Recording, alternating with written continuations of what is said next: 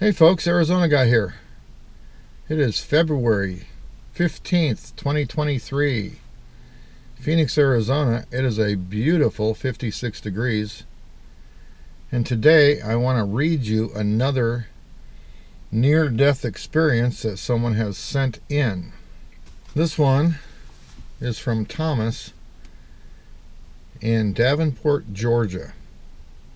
And we'll get started here in a second. All right, folks. It says, Dear Arizona Guy, I want to tell you about my experience. It was the winter of 2003. I had lost my job at a large airplane manufacturing company. My wife and I weren't getting along, and numerous other things were taking place in my life at that time. I am embarrassed and ashamed to say this, but I attempted to end it all. I had a .22 caliber handgun. I parked my car behind an abandoned grocery store. I must have just talked to myself for like an hour inside my vehicle. I said everything in my entire life that was bad or I didn't think was right. I literally complained and complained about my life. Then, without hesitation, I did the deed. I did not hear anything. I remembered seeing a vision of what appeared to be the ocean. Then I looked, and it looked to be a Native American medicine man sitting in a field looking over the ocean. I remembered the sky was as blue as you could ever see. No clouds at all. I could feel the warmth from the sun, but I could not see the sun. I remembered seeing my grandfather. He stood in front of me in his typical gray pinstripe suit. He was holding a cat. It was Bert. Bert was our family cat. The cat that I grew up with as a child. He told me, "Go ahead and take the cat. He will give you comfort." So I took the cat and held it. Bert was purring like crazy, just as I remembered as a child. Then my stern grandfather told me, "Thomas, you are better than this." My grandfather and the cat looked exactly as I remembered. Nothing had changed with either of them.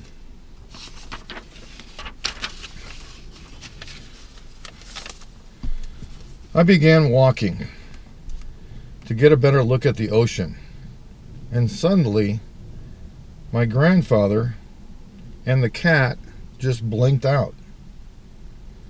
I saw a man. He was dressed in a white suit. He approached me and quietly and calmly said, "Let's talk." I nodded my head in approval. He said, "Thomas, life is precious. It is only for a limited time." I remembered looking at this man. I believed that it was Jesus. However, he didn't look like any of the paintings or pictures I had ever seen of the man. This man was tall, maybe 6'4". He had collar-length dark hair. He had a Hulk Hogan-style mustache. But I must say that he was a truly distinct, handsome-looking man. His voice reminded me, sort of, like Al Pacino. I understood his every word clearly. He told me, "Thomas, what you attempted to do was wrong. It isn't your time And that just echoed in my head. Then he pointed to what looked like a giant projection screen. My life was like a movie being played and watched by us. It would briefly pause at different aspects of my life. And the man would say, "Remember this, Thomas?" And maybe it was a past birthday or my parents' anniversary or some other real life event. Then it would begin again. This seemed to go on for several minutes. Then the man told me, "Thomas, you must return." I woke up, I guess, several days later. The bullet had not penetrated my skull. It had only left me unconscious with a large scar. I spent several days in the hospital in an induced coma. Some teenage boys had found me in my car and called 911. Paramedics rushed me to the emergency room. Once I had came to, I found my wife truly distraught and disappointed in me. She told me that I should have been talking to her about what my true feelings and about my own depression. I apologized over and over. I was so wrong. In the hospital, I continued reliving what I had learned from my experience.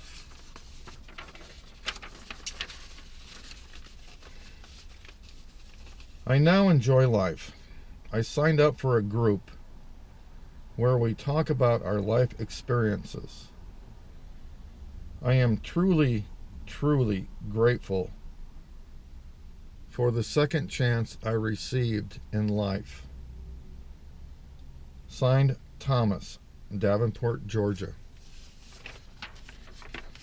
Now, folks, I'm going to tell you, I appreciate getting these emails and giving you the opportunity to hear these stories.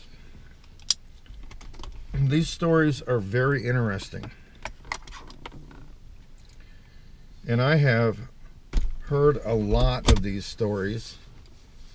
So I believe that there's a very high percentage of people that actually witness something. Is it a dream? Is it reality? Is it angels trying to tell us something? I don't know. I can't say.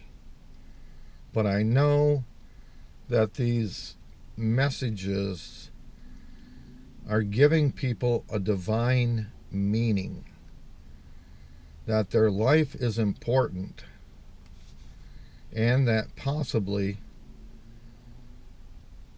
there is life after death, that when you die, that is not the end of everything.